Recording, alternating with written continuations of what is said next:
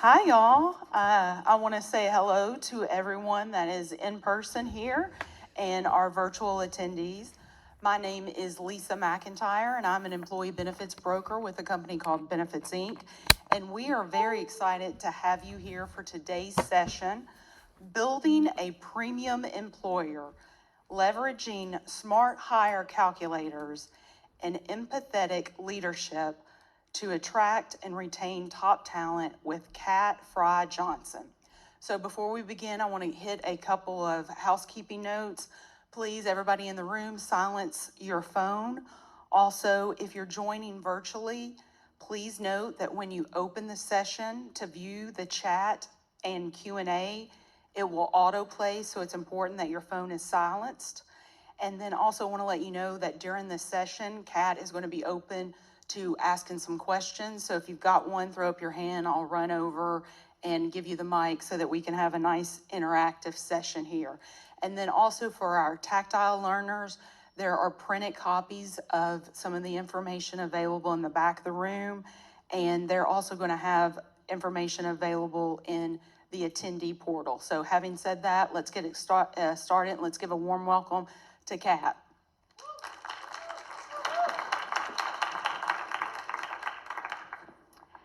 Did you know that horses regulate their heartbeat?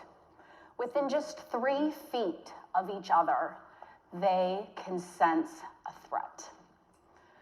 This herd mentality is synchronizing their heartbeats. Sound similar to your staff? It's exactly like your staff. The synchronization of your people is your culture. What if I told you that your culture can go racing away just like these horses? Because we struggle to keep them in sync. Your team is just like a herd of horses because they are instinctively aligned. They sense threats and they are adapting together. But what happens when that alignment is lost? Today, I have insights and tools for you to address these critical hiring challenges and the cultural challenges that are impacting your hiring and your retention. So before we begin in those note sections that Lisa addressed, I'm going to ask you to write down 1 or 2 things that you're hoping I address for you. 1 or 2, I'm going to ask you to say them out loud. No, it's not going to hurt, I promise. So in your notes, or if you need that paper, raise your hand and somebody will bring it to you. There's plenty of, see, you know, y'all, she said they're back there. Nobody grabbed them. So they're in the back. Somebody will bring them around. 1 or 2 things that you were hoping to take from today's session.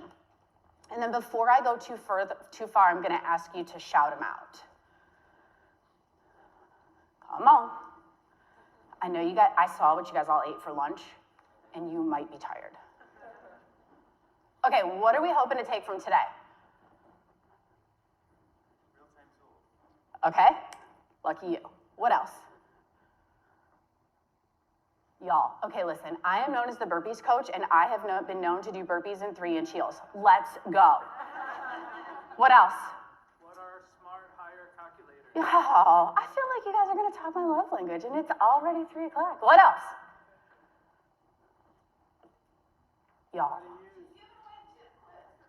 There you go. Now she's talking somebody's love language. What else? How to use those calculators. Okay, we're going to talk about it. What else? What is keeping you up? Let's go. How to retain employees. Okay? Oh, all right. Okay, I'll let you off the hook now. Okay, so some ask me, why horses? When we work with clients and our horses, we have the ability to magnify what we don't understand with these beautiful animals. The horses almost interpret for us what we don't understand ourselves. And sometimes we don't even want to understand it. So for today, we're going to talk about the findings that we already have and the stories behind those findings. We're doing this in real time, and we're going to tell you about it. Hiring and retention is such a psychological game. It's no longer a function just within a company, it's an entire industry. It's spanning millions of dollars. I'm sure you get calls about it all the time. It includes emotion, inspiration, passion, and memories. And some of those memories, we're even weaponizing in our current hiring processes, and we're dragging it into our day-to-day hiring processes. We have got to stop weaponizing it. So we have brought a process that you can actually see, touch, understand. We have stopped the bad hires, the turnovers, and the cultural missteps. We have actually made the intangible tangible. We have stopped living in the discomfort of what we know, and we're going to stop living in the fear of what we don't know. It's better, right? I promise. All right, so let's tell me this. Who has experienced any one of these things? Expensive hiring costs. Yeah, don't lie. All right, not enough qualified candidates. Yeah, okay. An elusive culture that you cannot pin down. Yeah, all right, listen, that's only like, what, 6 people? Yeah, that's what I thought. High turnover rates, and because of high pay. I love people who are authentic. Okay, here we go. Unsure if your training dollars are yielding the best return. Yeah, that's a good one. Okay. And hiring takes up too much time. Yeah. It's amazing how those were the ones. All right, so let's get personal. I'm going to ask you to turn back to your notes page for a second. What is the issue that keeps you up at night? Write it down. Before you shout it out, write it down. And by the way, you shouldn't have to think about this. This is the thing, right? You're trying to figure it out. You probably already talked about it this week, and maybe somebody didn't give you the answer, which is kind of scary too. Okay, what do we got? You can have a chip clip, I swear. Inefficiency. What does that mean? Our hiring process just is so bogged down. Okay, so for my virtual people, I will try to not forget you. She said inefficiency and the process is super bogged down, okay? It's taking time to build it and it's affecting your culture? Oh, time to fail. Okay, yep. Sourcing the right fishing holes. Sourcing the right fishing holes. That's good. All right, you don't fish for fun, do you? All right, I like that. Okay, what else we got? Pressure to hire faster. Okay? Mine went with that. Hiring manager expectations. Hiring manager expectations. You're gonna love about 2 slides from here. Okay, here we go. Next one. If you had a magic wand and could fix one thing in your process, what would it be? So I love this concept, and by the way, this is like a good tip when you work with your managers.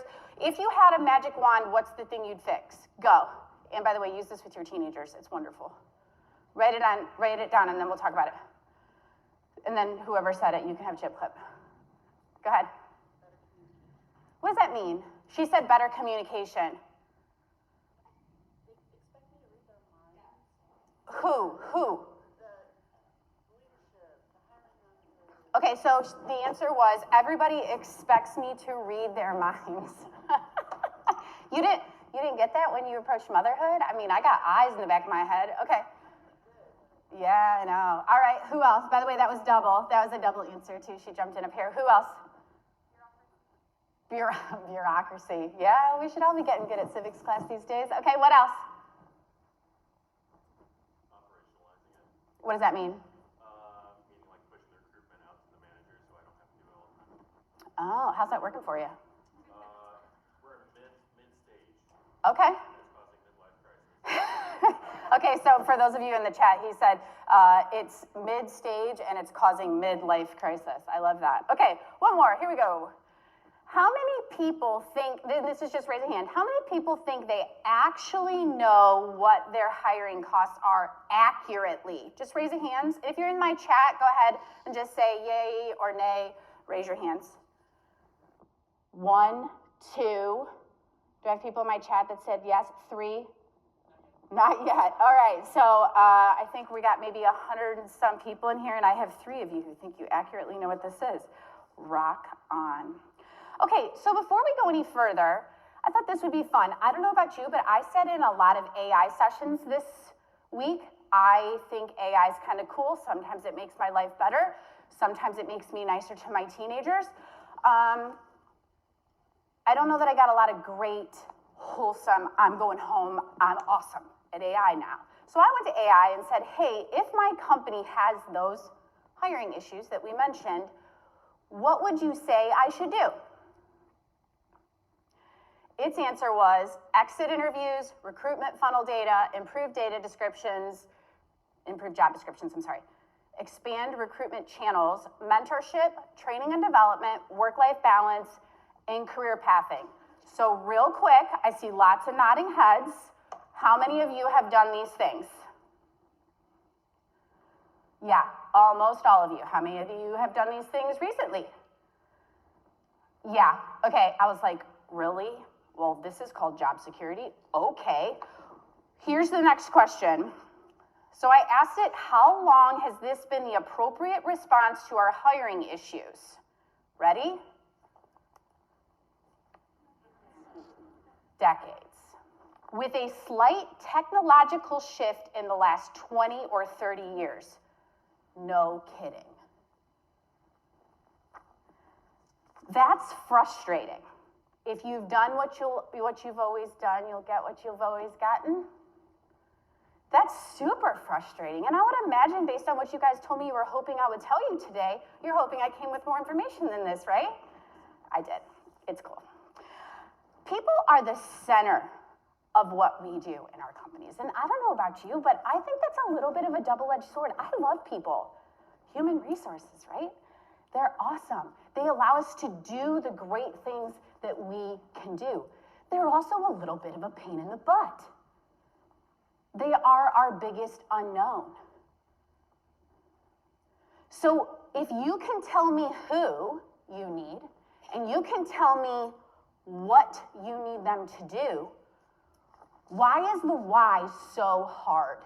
It is the psychological component that we seem to be missing. It is a huge data gap. And ironically, your why happens to be your culture. The one that everyone insists cannot be measured. But ironically, we have come closer than I have ever seen before to tell you how to measure your culture, exclusive to your organization, your numbers, and your scenarios. That's good news. Now, you could be asking yourself, do I need horses to fix my company? The answer is no. We did that research already. These happen to be my adorable kiddos before they were teenagers and mouthy, and some of the personal research that we did before I did my professional research with executives. A primary goal of most of our companies is to improve hiring and retention, and ultimately become a premium employer. They want to attract top talent and address the challenges of employee turnover. They also want to understand the true cost of hiring and how to ensure competitive pay. So let's pause here for just 1 second and talk about leaders for a moment. Now, for those of you who have been around horses in any capacity, you know that they're very intuitive animals. If you show up around horses and you're super jazzed up, they're probably going to be super jazzed up. If you show up around them and you're very calm and ready to go, what happens? They're pretty fun to be around, right? Sound like any leaders you know? In fact, we train leaders with horses because we have seen an ego-driven leader who believes that no training will help them and no customer complaint is about them. Yeah? Anybody have one of those? I have tons and tons of thank you notes from spouses and executive assistants who send me so many kind words, thankful that we finally cracked the code on some pain in the ass executive who finally understands it was them, they are the issue, and we've finally gotten to the bottom of it. The way leaders act directly, in fact, impacts employees and the overall culture. When we don't see this cascade correctly and the ownership that leaders have in the process, retention struggles and hiring efforts are futile. In fact, they are incredibly expensive. Some of the companies that we'll talk about today are the examples of where we have used horses to work with executives to discover it really was them causing the issues. We have to see this cascade correctly. The underlying goal is to create sustainable and thriving business environments by addressing the root causes of employee dissatisfaction, which impacts the bottom line. All right, back to your notes. What changes would you make to one role, just one role, if you knew it was triple the cost that you think it is to hire?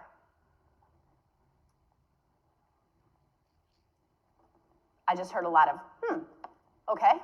So there's a reason why I'm asking. So take a moment. What changes would you make to a single role? If you're working with us virtually, this one, be sure you put it in the chat. What changes would you make to one role if you knew it cost you triple to hire? Write these down. We're going to come back to it. Yeah. Thank you, though. By the way, doesn't Lisa look wonderful with her chip clip vest? I think it looks wonderful. I asked her earlier if she had done this for any other speakers, and she said no, so I thought it was wonderful branding. Follow me on social media. There might be a picture of Lisa later. Okay, so we know the companies have worked with us and that we have helped, believe that the cost of any one role in their organization is approximately a third of what it really is once we get in there. Now, if that were the case in your organizations, what changes would you make?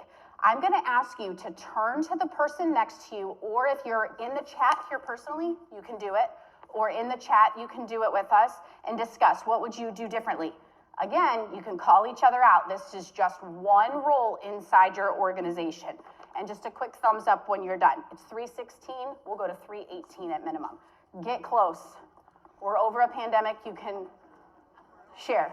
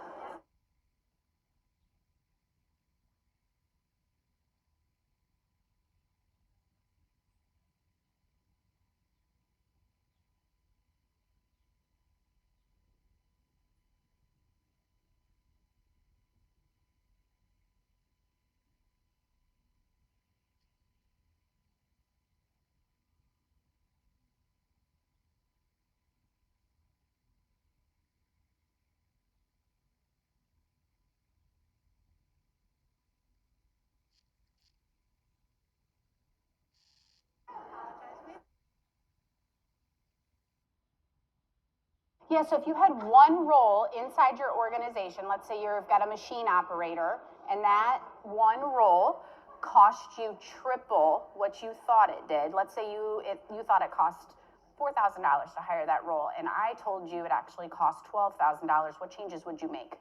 Okay. So if it cost triple, what would you do differently? Better? I'm blonde, so if that doesn't equate to what you smartly thought, all you gotta do is ask for a clarifier. For sure. Are you good? What? Yeah, I was stuck too. Y'all, aren't you in HR? Like, hey, raise your hand, ask a question, be your own best student. All right. Okay, we're approaching 318. Do I see thumbs up? Yeah, thumbs up. Okay, so 2 or 3, what would you do differently if your role cost triple? Yes? So we said, like, changing the requirements of frontline managers or mid-level managers. Okay, so right off the bat, I would change the requirement of my frontline manager, okay? What else?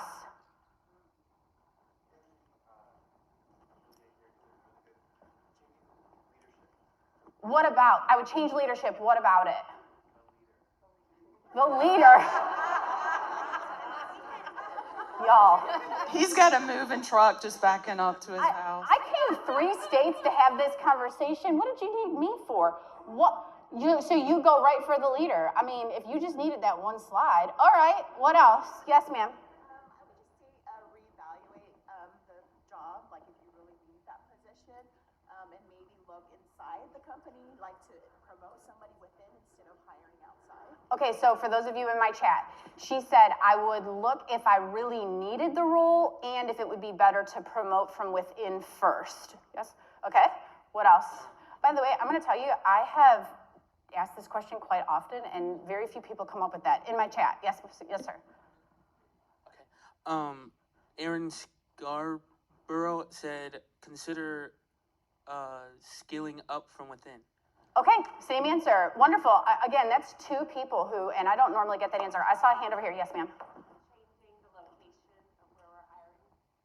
Changing the location of where you're hiring.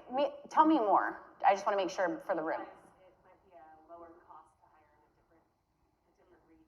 Okay, so it might be a different, might be a lower cost to hire in a different region. Did you sit in the segment about rural America? Very interesting. Okay, great. Anybody? One more. Y'all had those ideas. All right. You could ask the people that are in that role what's hard about it and how can we change this? Oh gosh, y'all feed my heart when I do this stuff. She said, ask for feedback within the role and before you advance it. Yes? Okay, great. All right, so very interesting. I think that there's a lot of great insights when we start to really decide, is it worth it, right? Before we go too much further. All right, here we go. I am going to give you a small disclaimer before we go any further. I'm a total numbers nerd, and we are about to cover a significant amount of data. So, like I told you earlier, I am also known as the burpees coach. So if you need to stand up, have some water, do some jump jacks, whatever you gotta do. I'm also gonna give you plenty of time to ask me questions as we go, so don't hesitate. Now, if I told you that the amount of information that it takes you to make the assessment about what you think it costs to hire is wrong, because you don't have your information cross-departmentally, what would you think? If you wanted to make a true assessment on your hiring decision, and if it was worth the investment within the 90-day period, traditional probation period, you would need to pay a minimum wage worker almost $230 an hour. Ouch. And I don't know that any of us want to make that big of an increase. Now, imagine pouring $100,000 into a new hire to watch them walk out your door in 90 days with your $100,000 that you didn't even know you spent gone. All right, so this data right here, I see lots of you taking pictures, and if you send me an email, I will send you my slides. We ran this scenario a few different ways so you could see the breakdown. How much money you could be losing when a new employee doesn't make it through probation and your hiring costs are not contained, or ding, ding, ding, it takes you too long to hire. Anybody having this problem? Yeah, okay, I like your honesty. In the state of Ohio, which is where I'm from, minimum wage with $109,408 in hiring costs, 2 offers per hire, and a 90-day probation period requires $228.10 to break even if they make it through probation. If we extend their probation period to 180 days, you would still have to pay them $114.05 per hour. If you take the probation period to a year, which is common for some companies, depending on your industry, at 51 weeks, give the poor souls a few vacation days, you would still be at $53.67. Now, before any of you come after me and go, it doesn't cost us $109,000 to hire our people, most companies are triple what they think it costs to hire. So soak that in for a second. Most people, it's triple. The second consideration we see here is especially at the hourly rate, because our calculators will do hourly, salary, and base plus commission calculations. So we'll run the gamut for you. Even the people who you will come to me and say, we can't afford to lose them, also are not making these figures. Here's the problem. Your herd is already rushing away. And it's rushing away faster than you can contain it. The lack of cross-departmental input on your numbers, not even addressing your leadership skills yet, has your horses thundering away from you. If you as the hiring team and the manager that was doing the firing, causing your openings, understood this cost, how would it affect your hiring and firing decision processes?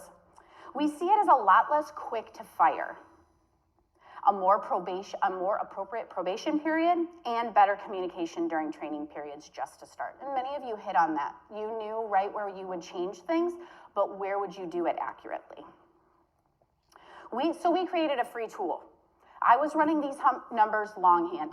Don't tell my high school calculus teacher, she already thinks I can't do things as an adult. Most of my corporate clients were getting this for free, not realizing that everyone didn't know how to do this. I had fixed it for a few of my accountant's clients, and he was losing his bananas. He's like, yeah, you gotta fix this for other people. I help companies find 3 different calculations: true cost to hire, break-even point in days, and the optimal rate of pay. We began understanding discrepancies right here. What many roles are perceived to cost in the hiring process actually cost much, much more, typically triple. The great news is that the calculation is easily influenced once we begin to draw attention to why. And it's the true cost that you really see. This also drastically affects how many days it takes to break even in the role. Do any of you know how many days it actually takes to break even in a role? Yeah. Whether it be probation periods or where to spend more or less, this will also dictate in the future your sales. We have a few clients who gather so much information from our free calculators, we don't even do optimal rate of pay for them for quite some time. Every company, depending on size and employee count, has a different objective and a slight twist on how the calculators actually affect them. The common thread rests in the data itself. We are eliminating the data gap. You can't change what you don't understand or acknowledge, and for many companies, this is a talent issue. We can make recommendations for you to then go after where your culture is causing a fear indicator in your herd. The trends in the results begin to identify where there is a gap in understanding and a gap causing your true employee issue. This is upstream prevention at its core. Why that isn't easily detected in other tools is because most teams don't cross-departmentally report well, and that is at the role level. Here's some examples. Even in our free calculator, we see most companies not aware of the lack of time that their managers spend with a new employee. What's actually happening and what they report is happening are 2 very different things. Who is actually doing their onboarding? Is it correct or just enough incorrect that it's causing a huge ripple effect in the department? If it's not the manager, then why?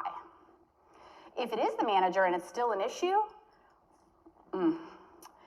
is the training maybe not enough? If 10 roles in your organization all came back and it was the manager, we've definitely discovered a hot button. But typically, managers don't self-report well. The added component that comes in here is being able to bring awareness to your leadership that a blind spot exists. Remember that comment I made about amplifying your actions when we don't realize we're doing it? This tool is doing exactly that. We're positively influencing your employee morale and promoting a supportive work environment once we have identified where the gap even is. Leaders need to be aware of the effect of their behavior, which can be magnified by their actions, similar to how their actions affect the horses. The true strength of a leader used to be known as steadfastness. Now I believe it should be knowing when to change. We know that companies rely on industry standard, minimum wage plus, or prevailing wage, assuming that they are doing the right thing, except our businesses are more than industry standard. There is a human element that affects the entire ecosystem now, and your employees can feel it. Here comes that psychology piece again. Why do they stay? Why do they agree to even apply? And what ensures the quality of the work that they do so that you can deliver? Your stampeding horses might have taken off long ago because they saw issues like turnover, vacancies, poor client feedback, or they saw you missing deliveries. They know that there is a threat, so if you can fix these items, You create opportunities to become a premium employer. You as a company are saving money. You're training better leaders, which any company that can truly train leaders is premium. And you are settling your herd. Here's a key one. Your intellectual property is safe within your organization. Most people don't want to be led, so how will you lead them? This tool has heard some pushback. Things like, we have a tool like this, but it doesn't tell us where to spend our training dollars. Okay, so your current calculator can supposedly tell you what's wrong, but not how to fix it. That was one of my favorites. Or we have had a training team tell us that they currently outsource their training, but they didn't know where to train them. Again, we saved them enough money that they fixed that issue. We also have had consultants tell us that they use an approach somewhat outdated. 2 times the cost of the role is the vacancy. Really? Not anymore. The numbers do not equate that. The other one that's probably my favorite is just use AI. I'm pretty sure our example showed that that's maybe 20 to 30 years outdated. All right, so identifying where your threats are with the calculators keeps your herd calm. It allows the morale of your workforce to be magnified in a positive way. Can you imagine the characteristics of your business being described as calm, proactive, actionable, and my favorite, more profitable? All right, here's an example for those of you, anybody in the construction space here? Yeah, okay, so this came out of one of our construction clients. They were struggling to get enough applicants in their pool. Somebody said this to me, I need more people in my funnel, yes? All right, they came in well underneath their 90-day probation period. They were able to stabilize their starting wage, offering at $18.46 with a consistent increase once they were able to achieve the 90-day probation period. Here's where their findings became really amazing. They were able to spend more money in their marketing efforts so that instead of a 3-to-1 ratio to get an offer, they were able to move to 2-to-1 or 1-to-1 and still stay inside the 90-day probation period. So it's not always about cut costs, spend less money, cut. A lot of times what we're trying to do is, not my favorite word, but optimize what or where your money can be spent so you're actually getting a return. And in this case, they were able to ramp up their marketing dollars. Let's talk about some other real world examples. We've hit a point where the numbers simply don't make sense anymore. You don't have to look very far. A cashier at Target or a fast food worker is potentially able to go to their shift, work, very little stress, come home, and potentially make more money than the role you're here to learn about and make more money there than they are to working for you. Anybody have that case? Yeah, that's tough. A school bus driver. This one, if you want to talk about this, we have to talk about this offline because it gets my goal, has obtained a commercial driver's license, passed their background checks, and is responsible for dozens of children, often earns less than someone handing out fries at a drive-thru. What the heck? My kids used to ride that bus. Firefighters, people trained to run into burning buildings, save lives, and carry the weight of life or death decisions, sometimes make less than retail workers. It's crazy. So if you're going to struggle with rate of pay, we gotta make sure that it's worth the job that you're hiring for. It's not just about the wages. It's about priorities, retention, and the invisible cost of turnover. If your best employees start doing the math, they can make the same or more elsewhere with less stress and what's keeping them in your workforce. This example right here, one of the key pieces that they were able to overcome was with a full workforce, the physicalness of this construction job, the physical burnout. So when we took them to a full workforce, they didn't have that problem. All right, let's talk about, this is one of my medical clients. Traveling nurses make $150 an hour, but the existing house nurses, some of my ladies in the crowd here were here to see this example specifically, are making $41 an hour. So you go to the hospital, you want yourself or your family member cared for well. Some of them are making $41 and some of them are making $150 an hour. Yeah. If we increase the hourly rate per hour, we automatically draw talent. And maybe they're competing with other hospitals in the local, but we will draw talent. We're reducing the need for the traveling nurses, increasing our house head count, and improving culture on the unit. We are not losing our intellectual property. And for many of you, intellectual property is a huge issue. If they don't stay with you and you've spent all of this time training them and they say, that's great, but so-and-so offered me 10 more cents an hour, your intellectual property has just walked out the door and you haven't even gotten any production out of them yet. It also gives us an opportunity to lower costs while we hire rather than suspend the issue until the traveling nurse contract is over and we have to hire again or extend at a higher rate. This is a huge manager burnout. So for some of you who said that your managers are the first thing that you've cut, fair. Sometimes I'm pretty tough on those managers. They've got a heavy load, right? However, they also, if we are not compensating underneath them well, it's a double-edged sword. Are they struggling with the issues we have caused for them because they've got people who are disgruntled? It's a little bit of a double-edged sword. Sometimes I'm nice to them. All right, so in this case, we did adjust their rate of pay, and they're pretty happy. Everybody's happy there.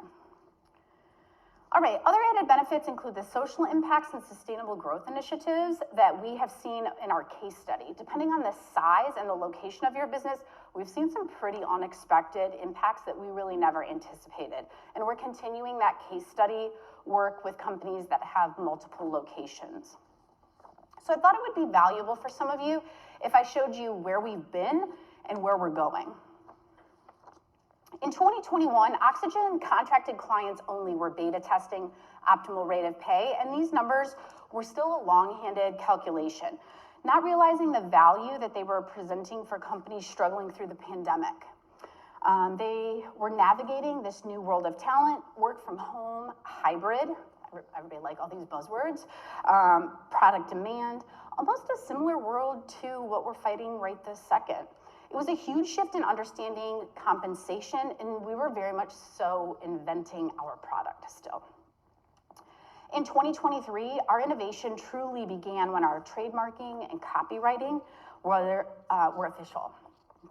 We are the only optimal rate of pay calculator on the market. We are building premium employers truly with the analytics inside companies, and we're still functioning as B.L.I.S.S. You can ask my best friend named it, because we were just so overwhelmed we couldn't even come up with what it should be named. The automation was then available on our website. In 2024, because of our double loop processes, Oxygen staffing became a thing. This was truly sourcing talent, not traditional recruiting. This was truly sourcing talent that was compensated well, not hurting, no pun intended, talent in and out of agencies. We were networking. We were truly connecting businesses with great people, which I'm sure all of you have done in the past. And all of a sudden it was replacing traditional recruiting, but it was people paid well and companies understanding that that was truly what was allowing families to be impacted.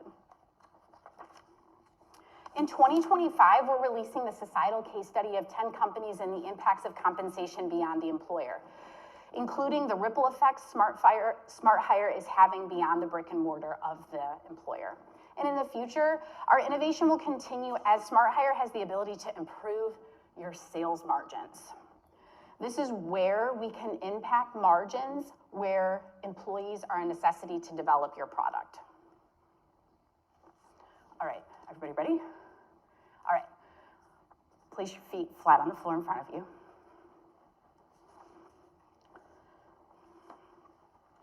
This is my favorite thing, by the way. Reach up and find your pulse. Close your eyes, maybe if you need to.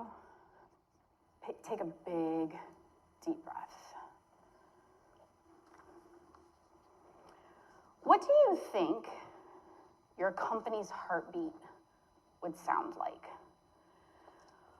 Would it be enough to cause a stampede? Your herd is already moving, either strong and steady towards stability or nervously increasing towards risk.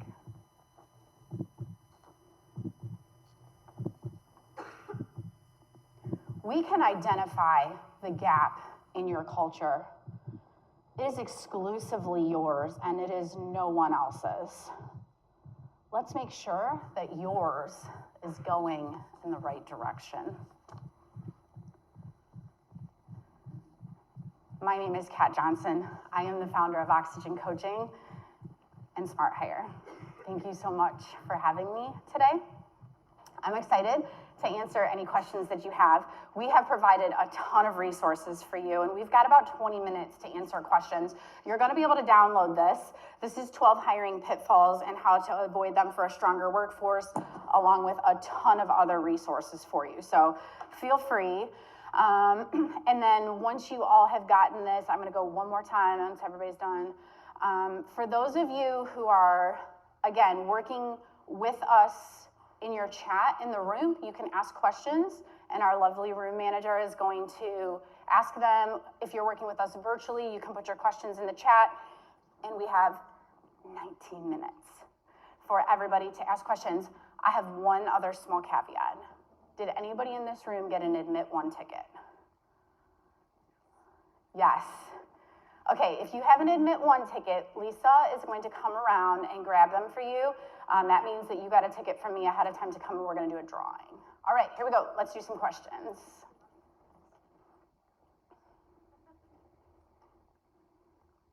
Now is not the time to be quiet. Y'all are gonna give me anxiety.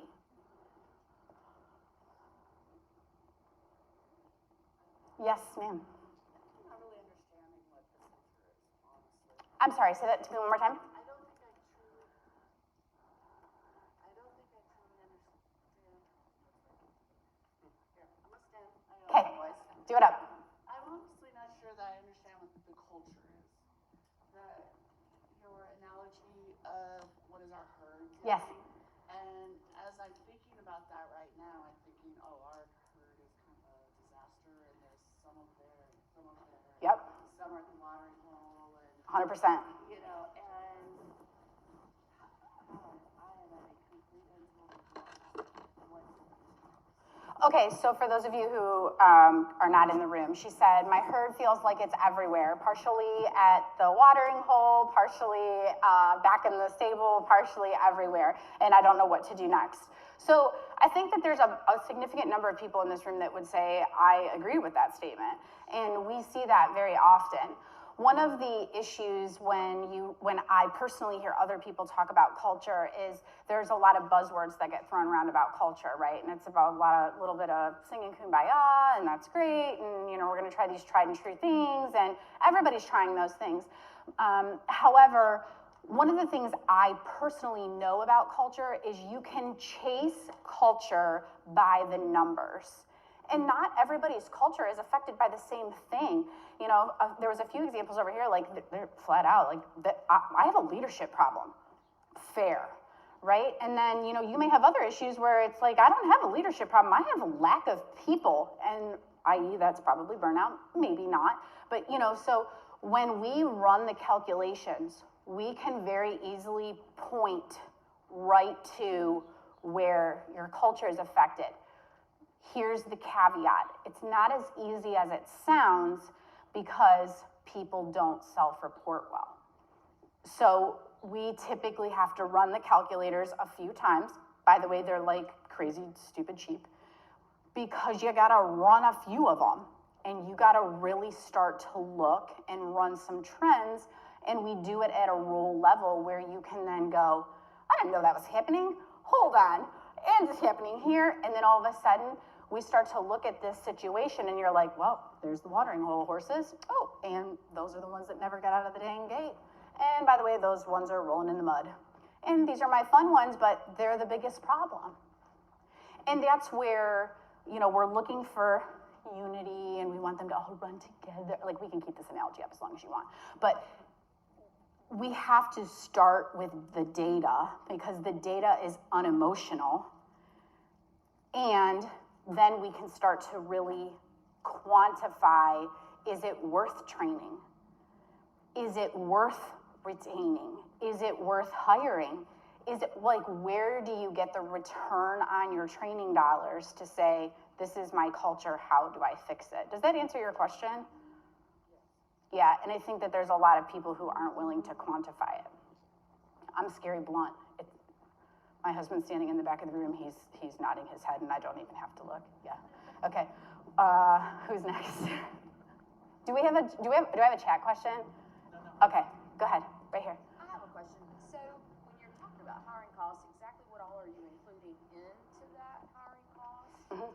And one of the things that we started doing is, number one, we do a lot of employee referrals, and we have an employee referral program which has helped greatly, especially with, you know, people coming in already knowing about the culture of the company. But we also use staffing agencies where we were able to, for, you know, 60 days, try the employee out. And so we're at like, by doing that, we're at like a 90 to 95% turnover. I mean, not turnover. Oh. Retention, sorry. Sorry, she just said we're at 95% turnover. I was like, ma'am, offline. Yeah. Retention. Because they've tried out to see, because we build boats, so it's not for everybody, right? Sure. So we found that helps a lot, and we do have a lot of transitioning from that temp hire to a full-time hire. Yeah. But I'm just curious as to what all you're including into that. Okay, so the question was, what data are we requesting to make that decision? So it is at its peak. I specifically went looking because I knew somebody would ask this today. At its peak, it's 43 questions. It doesn't have to be the full 43 questions. It depends on how much data you even have available to you. A lot of companies don't know all of the data that we go looking for because this is such a new concept for them. They're kind of, you know, to the ChatGPT example, they're still doing exit interviews trying to figure out what the heck they're doing. So at its most, we ask you 43 questions. Here's what I will say to you specifically to your example. Staffing companies are expensive, and some of them are great. Some of them, they're tough. So are they worth it for you? And it sounds to me like you're doing a fantastic job. One of the things that we know is if you are at 95%, maybe this isn't what you need right now. Maybe you have one or two roles that are really struggling and this is inexpensive and you can nail it out and you're good, right? Like we said, I thought this was something everybody knew how to do and you were good to go. You didn't need me. That's my own insecurities from my childhood. Welcome to trauma. So maybe you don't need it. Maybe it's small enough that you only can do it one or two roles and it's enough. The other thing that sometimes we see is you say to me, well, we're at 95% retention. Again, cannot say it enough. Congratulations. Is that corporate wide? Or is that just in your manufacturing and you have another retention issue? So again, you do not owe me an answer, but like these are all the things that as you start to have data, you can granularly get in and really get good. And like I said, I mean, not everybody needs me. I am not God's gift to the world. I hope he was not listening in the back because he really should not know that.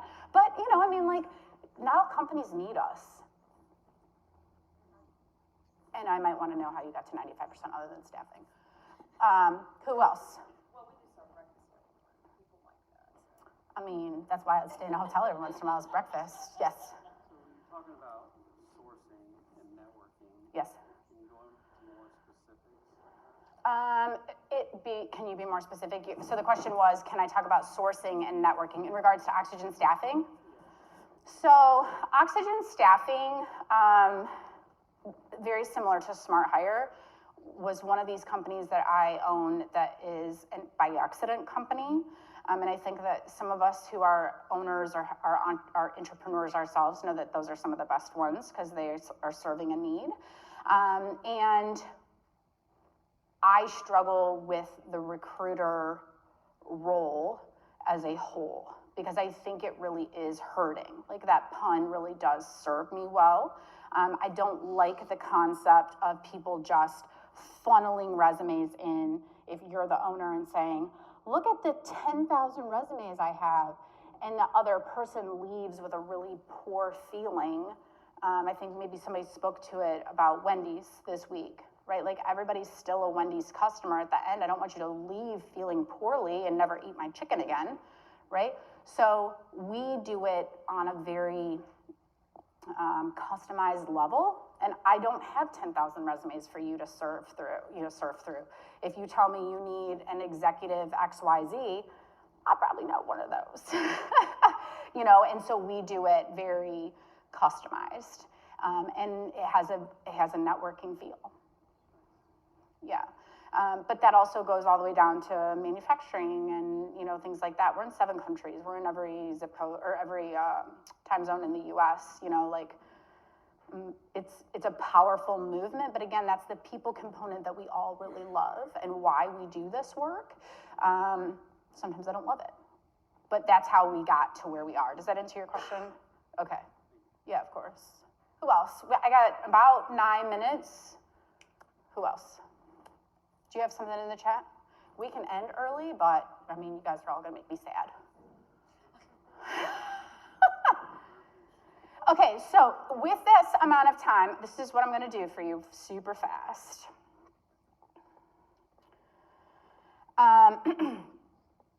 If you go to this QR code real quick, since everybody abdicated, this is gonna take you to our free calculator. Now, here's the demo. I hope you guys go to everybody who left the room and are like, you missed it, you missed out bad. Okay, so this QR code goes to the free version of SmartHire. All you have to do is fill out the first 4 fields. And I don't want you to change anything else, and here's why. So I think you have to fill out your name, your first and last name, maybe your email address, a role, so pick a role that you actually have in your company. Don't lie to me, don't be goofy. And then I want you to fill out the next field. And the next field, if my blondness is not overtaking, says, how much do you think this role costs you? Then I want you to scroll all the way down to the bottom. And as you pay attention, you're gonna see that those fields are somewhat filled in for you already. Those fields are pretty conservative, meaning how much clerical cost do you have to onboard? We picked $45.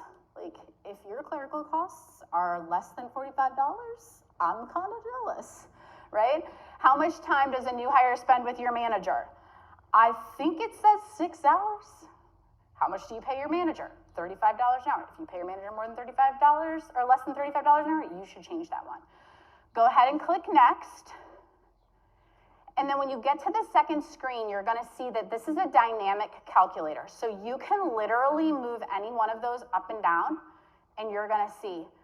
Somebody tell me what the total is on page 2. I know what it is, but go ahead. Anybody there yet?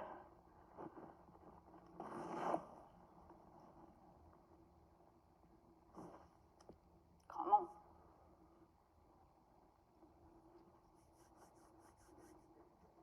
Okay, $56,000. And those are with uber conservative costs. So depending on what you believe your hiring costs are for your role, you can press submit. If you press submit, then you end up in my mailing list, full disclosure. Those hiring costs, like I said, $45 for your clerical, your manager makes $35, you can kind of see what those costs are, $56,000. So it just gives you a point of reference on some of your maybe basic roles could be costing you a lot more money than you think. Now, maybe you have a sub shop and your manager doesn't spend a week with your people. Okay, fair, then you're gonna have much less. If you have a staffing agency involved, one of those non-mandatory fields is, hey, by the way, we pay a staffing agency. Okay, so that increases.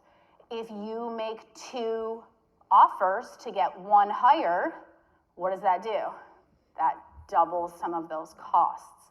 So you start to see real quick, I'm not really BSing you here. And it's hard to grasp onto those costs. So feel free to use that calculator as often as you'd like. Obviously, if you proceed too much further, then you're into our pro version where we really start to have break-even days and optimal rate of pay and things like that. We will talk to you as long as you'd like, but that gives you just a quick demo in terms of the calculator. Any questions? We are down to 5 minutes. Any other questions anybody has? All right, thank you so much for having me. And like I said, you guys can use these resources as much as you'd like.